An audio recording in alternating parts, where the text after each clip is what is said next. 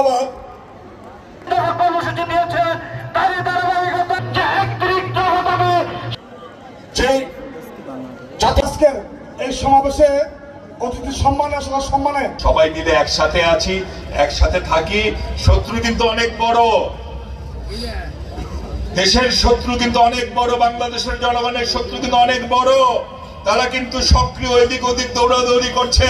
আমাদের সবাই এক থাকলে ভালো, তাই না? আর এই সরকারকে বলবো, নির্বাচনের কথা যে কথাটি পূর্ববর্তী বক্তারা বলে গেছেন, নির্বাচন নিয়ে টালবাহানা করেন না ভাই। এই 17টা বছর এদেশের জনগণ ভোট দিতে পারে নাই।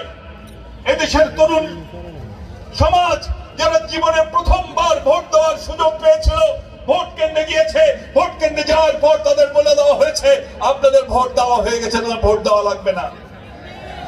বহু কোটি কোটি তরুণ ভোটার এখন পর্যন্ত জীবনের প্রথম ভোট দিতে পারে নাই। তারা ভোট দিতে চায়, কিন্তু আপনাদের কর্মকাণ্ড দেখে মাঝে মধ্যে মনে হয় যে জঙ্গি ভূত আপনাদের উপর ভর করেছে। জঙ্গি ভূত কিন্তু ভোটের কথা বলবে, ভিতরে ভিতরে কিন্তু ভোট চাইবে না।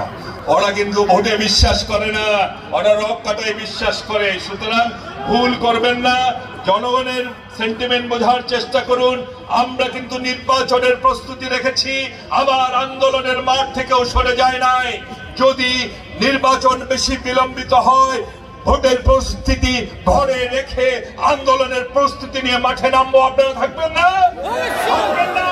বাংলাদেশে ভোট নিয়ে আর কোন টালবাহানা এই দেশের জনগণ বরদাস্ত করবে না। পৃথিবীর সর্বনিকৃষ্ট স্বৈরাচার শেখ হাসিনা পালাতে বাধ্য হয়েছিল, এবং এই সকল কিছুর মাস্টার মাইন্ড ছিল আমাদের নেতা, আমাদের অহংকার, বিএনপি চেয়ারম্যান জনাব তারেক রহমান। কিন্তু জিয়া রহমানের সুযোগ উত্তরসূরি নিজের ঢোল নিজে বাজাতে হয়নি।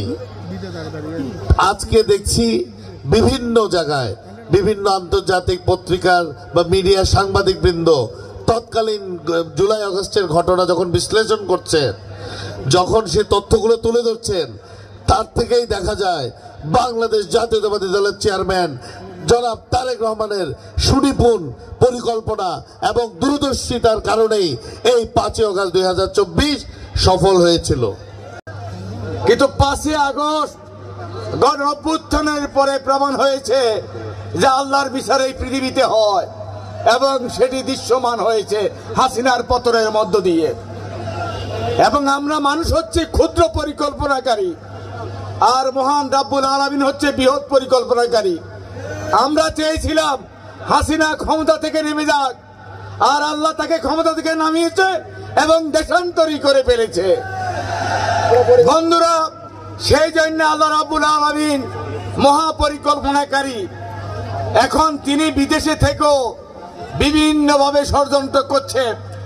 আমরা রাঙ্গামাটি জেলা বিএনপির এই সভা থেকে বলতে চাই যে শেখ হাসিনাকে ফেরত আনতে হবে।